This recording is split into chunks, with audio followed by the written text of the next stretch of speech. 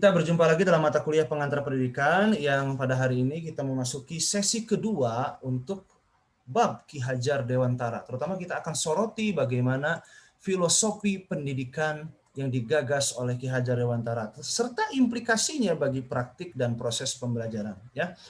Mudah-mudahan Allah menghilangkan kekeluhan dalam lidah saya sehingga saya bisa memberikan ilmu yang bisa dipahami oleh kawan-kawan. Insyaallah mudah-mudahan Allah meluruskan niat saya dalam rangka dakwah, dalam rangka menyampaikan kebaikan, dan insyaallah apabila kita luruskan niat untuk dakwah, malaikat akan menaungi kita serta mendoakan kita dalam 2 poin. Yang pertama adalah malaikat akan mendoakan rahmat bagi kita, dan yang kedua malaikat akan mendoakan magfirah bagi kita. Ya, mudah-mudahan ini menjadi majelis ilmu yang bermanfaat. Oke, tanpa berlama-lama langsung saya akan share screen.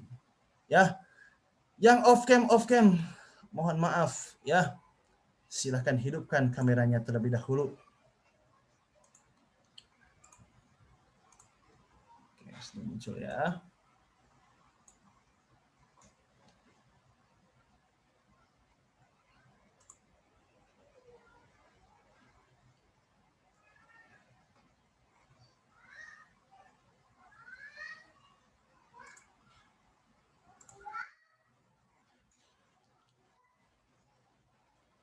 Ya, kawan-kawan, kita memasuki pemikiran Ki Hajar Dewantara tentang proses pendidikan.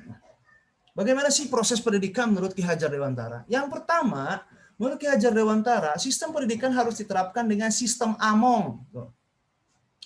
Among itu dalam literatur Jawa, dalam literatur Sangsekerta adalah mengasuh, bagaikan mengasuh, mengemong. Kalau mungkin bahasa modernnya, kalau kita lagi ngasuh anak itu, apalagi mau apa ya bahasanya tuh ya, dikelonin kalau mau tidur tuh ya, dikelonin. Jadi didampingi 24 jam sistem Among itu maksudnya. Karena waktu zamannya Ki Hajar Dewantara, karena memang masih dalam suasana kemelut, entah itu pas masa penjajahan atau pasca penjajahan, jadi si peserta didik dari taman siswa itu rata-rata mereka nginep.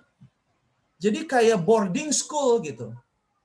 Jadi kayak asrama yang bersekolah memang 24 jam didampingi oleh gurunya.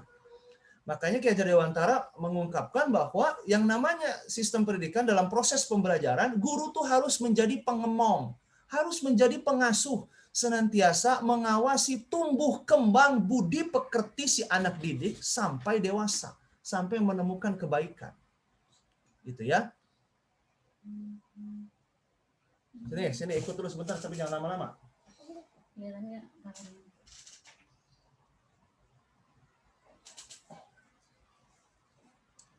Oke, jadi itu ya, sistemnya adalah sistem ngemong. Sehingga yang namanya mendidik itu disertai dengan kasih sayang, disertai dengan ketulusan. Jadi beda. Getarannya beda gitu. Getaran suara seorang guru yang tulus mendidik dengan yang memang dia asal hidup saja. Jadi kebanyakan kawan-kawan, ini memang rezeki gitu ya. Teman-teman saya dulu yang pas kuliahnya asal-asalan, alhamdulillah Allah takdirkan menjadi guru PNS tuh. Dan ketika dia terangkat menjadi guru PNS, dia banyak nanya sama saya, bagaimana cara ngajar ini, bagaimana cara ngajar itu. Karena dia secara mentalitas, dia sendiri tidak siap menjadi guru, dia cuma ikut-ikutan aja ingin jadi PNS. Sehingga dia kaget ketika harus memang benar-benar menjadi guru. Bahkan ada mahasiswa saya yang dia kabur ketika prajab. Apa itu prajab? Prajabatan menjadi guru PNS. Karena memang yang namanya menjadi guru itu benar-benar harus mengayomi, harus ngemong. Contohnya begini kawan-kawan. Contohnya begini. Ada satu mahasiswa saya observasi di sebuah PAUD. Tiba-tiba ada anak PAUD ngadu sama gurunya, ibu, aku tadi dikatain sama si Adit itu, katanya aku nggak punya otak, emangnya bener bu? Lalu kata gurunya begini, jawabannya begini, udah nggak usah dengerin, sana kamu pergi main. Nah ini yang melanggar etika pengamong gitu, pengemong gitu. Harusnya jawabannya jangan begitu. Harus segera diluruskan, harus segera diadili, harus segera ditabayunin gitu dengan si pembuli yang mengatakan bahwa si Dodo tuh nggak punya otak. Jadi si Dodo sama si Adit harus dipertemukan. Harus dipertemukan dan harus pelan-pelan. Gimana caranya? Contoh. Sini nak. Sini. Nah. Sini nak. Ini misalnya si Dodo. Ini Adit. Jadi harus dipertemukan, saling ditanyakan. Dodo, apa benar kamu tadi, Adit, apa benar kamu tadi ngatain si Dodo nggak punya otak? Benar Pak, coba sekarang kita buktikan ya. Tapi Bapak tidak akan membuktikan dari si Dodo dulu, tapi dari Adit dulu. Coba Adit jawab ini nak, ini angka berapa? 2, kata Adit teh. Lalu ini namanya apa nak? Casan. Lalu ini warnanya apa nak? Kuning. Wah, amazing. Berarti Adit punya otak ya. Coba kita tes Dodo juga. Dodo, sini Bapak tes. Ini apa nak? Cermin. Ini angka berapa? 5. Nama kamu siapa? Dodo Nurjaman. Rumah kamu di mana? Di Cileunyi, di Bandung. Alhamdulillah, genian Dodo juga bisa ngejawab. Tuh, Dit, Dodo juga ternyata punya apa? Punya otak, Pak. Kenapa Dodo punya otak? Bisa jawab, Pak. Tuh, jadi siapa tadi yang bilang punya otak teh? Adit, Pak. Ya udah, sok sekarang minta maaf sama Dodo. Harus diadili, harus dibereskan seketika itu. Karena dari resolusi konflik tersebut, anak belajar tentang nilai-nilai moral. Ini yang harus diharuskan oleh para guru-guru kita. Saya pernah ngajar di bimbel, ada anak gelut, malah dituluikeun ku guruna, sok sia tuluy gelut, geura sok aing rek nonton, sok tuluy gelut, tuluy gelut. Jadi bukan diluruskan. Ini si bayi lagi ngeliatin aja bapaknya ngomong. Ya, bukannya diluruskan, bukannya didamaikan, malah disuruh berantem terus. Nah, ini yang sangat berbahaya gitu ya, kawan-kawan ya. Nah, sebentar saya cek dulu nih apa. Lanjut kawan-kawan ya. Nah, sehingga yang dimaksud dengan sistem Among itu guru menjadi pengasuh. Guru mengasuh dengan kasih sayang. Ya. Pak, tuh Pak, cok guru teh. Ngasuh anak orang mah sakumaha gitu Pak, teu siga ngasuh budak sorangan. Tapi itu resiko menjadi seorang guru. Dia layaknya public figure, layaknya orang tua. Jadi dia harus hangat, jadi harus murah senyum, harus sabar, harus penuh dengan kasih sayang, harus meradiasikan kebahagiaan tuh kepada peserta didiknya. Ya, selanjutnya proses pembelajaran menurut Ki Hajar Dewantara. Ini saya masih on cam nggak? Masih kelihatan nggak saya? Masih nggak? Oke, masih ya. Yang selanjutnya adalah teringa. Teringa ini ngerti, ngerosok, ngelakoni, sama seperti 4 pilar pendidikan yang pernah kita bahas. Jadi mendidik siswa agar dia bisa memberdayakan pikirannya, ya. Jadi kata Agim itu, jadi seseorang tahapan mempelajari ilmu itu, yang pertama dia tahu dulu, yang kedua dia paham, yang ketiga dia bisa, yang keempat dia mahir. Jadi Anda ketika ingin mempelajari ilmu manajemen, Anda harus tahu dulu. Tahu itu berarti banyak baca. Sudah tahu, sudah banyak baca, jangan cuma dibaca, lalu kemudian keluar bubar. Kata orang Jawa mah barlen, bubar ya, beresnya kelalen. Ya, kayak gue. Ya, barlen. Tapi dipahami, setelah dipahami Anda praktekkan, Anda bisa lalu Anda mahir. Itu tahapannya. Ya, sehingga ngerti, ngerosok, ngelakoni ini merupakan perpaduan proses pembelajaran. Jadi guru yang nuntut kalian hanya ngerti saja, berarti dia telah menjauh dari filosofi pendidikan Ki Hajar Dewantara. Ya, jadi guru yang memahami filosofi Ki Hajar Dewantara, dia akan menuntut Anda supaya paham. Dia juga akan menuntut supaya hati nurani Anda mampu merasa. Dia juga akan menuntut Anda supaya mampu mempraktikkan ilmu yang sudah dipelajari, gitu. Ya. Vi, kunaon parem eta kamera. Ya, lanjut. Proses pembelajaran itu harus niteni nirokake nambayi. Belajar itu harus benar-benar memahami, nyimak yang telaten, apalagi pelajarannya pelajaran tentang ilmu kehidupan. Setelah menyimak, Yang kedua, harus nirok ake. Nirok ake itu meniru. Betapa mujarabnya pelajaran copy paste ini. Mujarab. Jadi copy paste itu bukan berarti semuanya jelek. Seseorang yang masih tahapnya proses pencarian jati diri, proses pengembangan kepribadian, dia akan senantiasa mencari role model. Saya ketika berkembang menjadi dosen, saya senantiasa mengcopy paste bagaimana cara dosen favorit saya mengajar. Bukan berarti saya adopsi 100%, hanya saya copy bagaimana baiknya kurang lebih 30-50%. Sisanya saya modifikasi dengan jati diri saya sendiri. Jadi betapa pentingnya seorang guru, seorang pemimpin menjadi role model, menjadi teladan. Jadi figurnya itu penuh dengan inspirasi itu. Apa sih? Nyatin aja. Itu dia tuh, ya. Ayo lagi ngajak kuliah dulu. Yang selanjutnya nambahi itu jadi guru sudah menyampaikan, siswa harus bisa menambahkan. Makanya tadi makasih kepada Dapa, kepada Syahrul, kepada Raffi, Yasmin, barusan satu sisi mereka bertanya, tapi satu sisi mereka tidak setuju dengan pendapat saya. Dan ini sangat brilian. Inilah yang saya harapkan dari mahasiswa saya. Ya, oke, good job. Bagi yang sudah berani menyanggah, bagi yang sudah berani memberikan gagasan, itu sudah menjelma menjadi mahasiswa yang sejati. Next. Nah, ini yang paling penting, konsep trisakti jiwa yang sering tadi dibahas, trisakti jiwa. Ini ada pada diri manusia. Ya, ada pada diri manusia. Nah, trisakti jiwa ini Anda semuanya punya ini. Jadi Anda ini punya komponen jiwa, satu akal pikiran, yang kedua hati nurani, yang ketiga itu hawa nafsu atau kehendak, keinginan. Ya, menurut Ki Hajar Dewantara,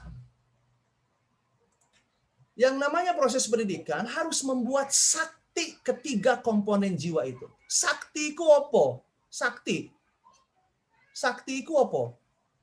Jawab, jangan diem aja ini, bukan Jumatan loh. Kuat. Sakti, kuat. Ajaib, kuat. Kuat dan ajaib. Kenapa? Karena yang namanya sakti bagaikan Naruto tuh. Jurus 1000 bayangan. Bisa jadi banyak tuh. Bayangkan dulu di wayang golek atau di sejarah-sejarah Jawa seperti Prabu Siliwangi, dia mampu menghilang lalu kemudian punya ilmu spiritual sehingga dia mampu mengalahkan Belanda dan lain sebagainya. Artinya itu berarti kekuatan di ambang batas gitu, yang melebihi batas. Jadi kalau akal ini hanya pada ambang batas saja, ya dia nggak sakti gitu. Dia harus melebihi batas tuh, harus melebihi batas. Nah, mari kita gali satu persatu. Akal bisa sakti jika ia mampu mencipta, Nah ini di PowerPoint ini adalah level kognitif, Level yang paling rendah adalah mengingat. Jadi kalau kalian presentasi cuman mengingat apa yang ada isi buku, berarti level kognitif Anda rendah sekali, mohon maaf. Kalau UTS, UAS Anda hanya tertuju kepada hafalan, berarti mohon maaf, kualitas UAS dan UTS tersebut adalah rendah. Karena ini low order thinking skill. Low order thinking skill itu remembering, understanding, applying. Itu masih rendah. Jadi Anda paham juga, Anda itu masih rendah levelnya. Dan ini belum sakti, kata Ki Hajar Dewantara. Menurut Ki Hajar Dewantara, ketika pikiran kita menjadi sakti, kita harus memiliki high order thinking skill. Yaitu mampu menganalisis, mampu mengevaluasi, mampu mencipta. Creating. Cipta. Memang tak mungkin sehebat Maha Pencipta, tapi Maha Pencipta adalah bagian esensial, sifat yang esensial yang menempel pada Tuhan kita, Maha Pencipta. Manusia bisa mengcopy paste sifat tersebut dengan kreativitas, dengan inovasi, dengan hasrat berkarya. Dan high order thinking skill ini sekarang menjadi salah satu kompetensi yang dibutuhkan di abad 21. Apa itu? Berpikir kritis, berpikir kreatif, berpikir problem solving, berpikir metakognitif. Ini yang paling penting. Diam atuh, adik bayi, jangan dipindah-pindahin. Adik bayi, slide-nya malah dipindah-pindahin. Jadi, berpikir metakognitif ini yang paling penting. Apa itu metakognitif? Berpikir untuk berpikir. Pak naon Pak berpikir untuk berpikir teh Pak menilieur.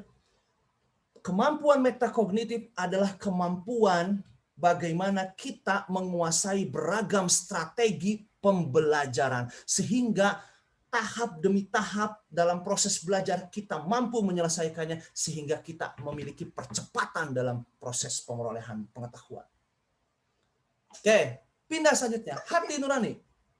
Hati nurani bisa sakti jika mampu merasa. Coba Anda perhatikan akar pohon karakter berikut ini. Yang warna hitam berarti dia sudah pilu rasa, sudah mati rasa. Yang warna coklat berarti rasanya hidup. Berarti hatinya udah sakti. Contoh hati yang sakti apa? Murah hati, memaafkan, jujur, kasih sayang, percaya, bersemangat, bersyukur, totalitas. Nah, dewek teh ngajar totalitas. Mantap engke jadi pemimpin teh kudu totalitas atuh paduli teh rek magrib ge leuleus boleuleus. Sukacita, berani, inspiratif, kreatif, tidak egois, peduli, proaktif, rajin kebaikan, mendukung, bertanggung jawab, penguasaan diri, damai sejahtera. Itu adalah energi positif dalam hati kita. Sedangkan energi negatifnya, hati yang nggak sakti, hati yang melempem, keluh kesah, dendam, pembohong, murung, pahit, benci, cemburu, malas, menunda, palsu, acuh, putus asa, curiga, depresi, khawatir, suka pamer, egois, pelit, sombong, serakah, bingung, kasar, marah, takut, tidak sabar, bimbang, iri hati, galau, kesepian, rendah diri. Nah, eta mang, hindari eta. Maka proses pendidikan perlu mengembangkan yang coklat ini, yang coklat nih. Dan perlu meredam yang hitam. Itu sejatinya proses pendidikan. Cok ya hajar dewantara teh. Laingan ukur. Udah ranking wae cicing atuh bebenyit. Teh cicing atuh bebenyit teh. Ya. Anak saya ini namanya Aska Kanigara Ibrahim. Dia baru 6 bulan. Tapi aktifnya luar biasa. Menurut pakar pendidikan, ketika anak yang super aktif itu senantiasa sedang terus-terusan berpikir. Insya Allah cerdas. Mudah-mudahan ya dek ya. Diam atau dedeknya diam dulu. Oke lanjut ya. Paham ya sampai di sini? Konsep rasa. Sakti hati nurani. Paham ya? Next. Yaitu kehendak bisa sakti jika dia mampu mengkarsa. Jadi karsa ini adalah kehendak untuk memuncak dan menghiasi perjalanan puncak. Jadi berarti gini, filosofinya seorang pecinta alam, ketika dia menuju puncak bukan cari foto-foto selfie-nya doang, foto-foto keindahan alam, enggak. Tapi dia punya misi kebersihan lingkungan. Jadi sambil muncak, dia ngambilin sampah, dia nanemin pohon. Sehingga pas nyampe puncak, dia turun lagi, dia udah menyelesaikan banyak masalah di sekitarnya. Tapi dengan kepuasan imaji, kepuasan diri, kepuasan cakrawala. Karena dia naik ke puncak lalu melihat sesuatu yang lebih luas. Jadi itu dia filosofinya tuh. Jadi karsa adalah hasrat kehendak untuk memuncak dan menghiasi puncak. Nah, ini kata-katanya sangat filosofi ya. Silakan Anda urai sendiri. Next. Bagaimana mewujudkannya? Nah, ini adalah gambaran proses pembelajaran yang memang cukup sulit diungkapkannya dan ini lumayan panjang ya. Lumayan panjang. Ini adalah salah satu proses pembelajaran yang menerapkan sistem AMOM, sistem Trisakti Jiwa, sistem Tringa, ngerti ngerosong ngelakoni, sistem Trina, niteni nirokake nambahi. Bagaimana? Kira-kira coba tebak dulu. Materinya apa nih yang lagi dibahas? Ini saya cuman masangin puzzle doang ya, belum diurai. Coba tanya jawab. Kira-kira materinya apa ini? Ayo jawab, tong cicing wae dalam Jumatan. Ayo, adik Aska yang aja yang jawab. Adik Aska aja yang jawab. Ayo. Ayo apa coba? Materinya apa nih kira-kira? Ini adalah clue. Gambar-gambar ini adalah clue-nya. Kata kuncinya. Buru atau udah gampang berenang. Ayo, materinya apa kira-kira? Tentang banjir dan penyebab ya Pak? Oke, banjir dan penyebabnya. Jangan berpikir masa lalu dong. Banjir penyebab itu kan masa lalu. Kita harus berpikir masa yang akan datang. Banjir dan Cara mengatasinya, Pak. Gitu. Banjir dan cara mengatasinya. Oke, saya akan gambarkan proses pembelajaran saya ketika saya mengajar di kelas 3 SD. Waktu itu mengajarkan penyebab banjir dan cara mengatasinya dengan lubang biopori. Dengan melibatkan Trisakti Jiwa. Tolong simak baik-baik, saya akan berperan menjadi guru sekaligus muridnya. Aduh, sebentar nak, jangan ribut nak, bentar nak ya. Pertama-tama, yang saya lakukan adalah membawa beberapa media. Apa medianya? Baskom yang berisi air kotor, aqua gelas, pot tanaman, dan juga saya meminta kepada anak-anak untuk membawa mainan kesukaan dan kesayangan mereka. Anak-anak, minggu depan kita akan belajar menggunakan mainan kesayangan. Anak-anak, minggu depan bawa mainan kesayangan ya. Oke, Pak. Aku bawa mobil-mobilan boleh, Pak? Boleh. Aku bawa boneka? Boleh. Aku bawa iPhone? Boleh. Bawa mainan kesayangan kalian minggu depan. Tara, sekarang sudah minggu depan. Oke. Pak, aku bawa mainan, Pak. Tuh, Pak, aku bawa mainan, Pak. Aku bawa mainan, Pak. Ayo, tahan dulu. Mainannya simpan dulu ya, nak, di tas kalian. Jangan dulu dikeluarkan. Oke, sekarang Bapak punya sesuatu. Tiba-tiba saya menunjukkan aqua gelas yang isinya air kotor, bagaikan kopi ABC itu. Lalu saya tanya kepada anak-anak. Saya timbulkan rasa penasaran kepada mereka. Anak-anak, menurut kalian ini apa? Tiba-tiba si Udin nggak jawab. Bajigur, Pak, bajigur. Nah, tuh si lain teh Udin nggak jawab bajigur. Apaan, Pak? Pami abi meser bajigur. Teh, Pak, nganggo nu kitu, Pak, aqua gelas, caina teh coklat, Pak. Sok cium atuh ku Udin. Sanes geuning Pak, sanes bajigur asa bau naon gitu, bau solokan Pak. Mohon. Ini air bukan air bajigur. Kira-kira air apa? Air comberan Pak, air bekas banjir Pak. Betul sekali jawaban kalian. Nah, anak-anak tuh menjawab dengan sangat antusias.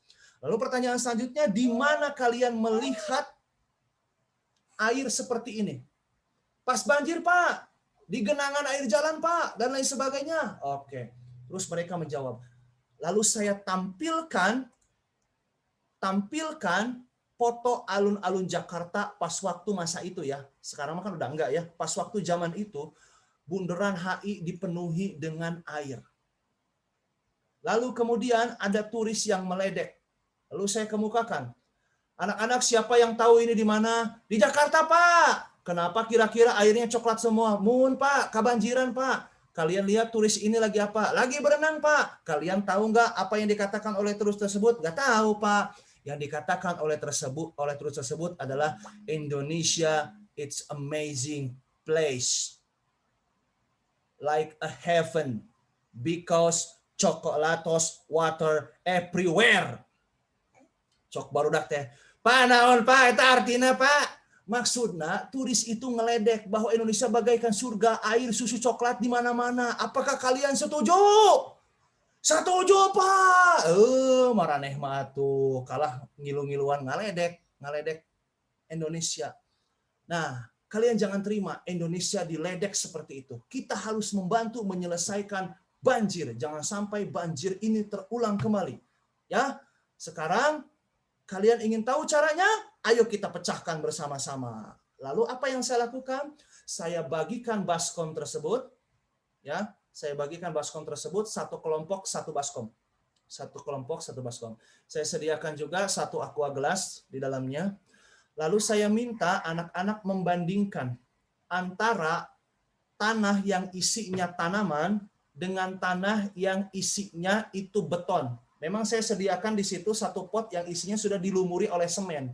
Saya ngajar di sekolah swasta, jadi saya klaim media pembelajaran habis berapapun pasti diganti. Beda dengan di sekolah negeri, kadang nggak diganti. Ya, jadi saya klaim nih Bu, saya beli media, bikin media habis sekian, diganti langsung. Jadi saya sediakan satu pot, saya sediakan lagi satu lagi pot yang memang itu saya kasih semen. Saya kasih semen.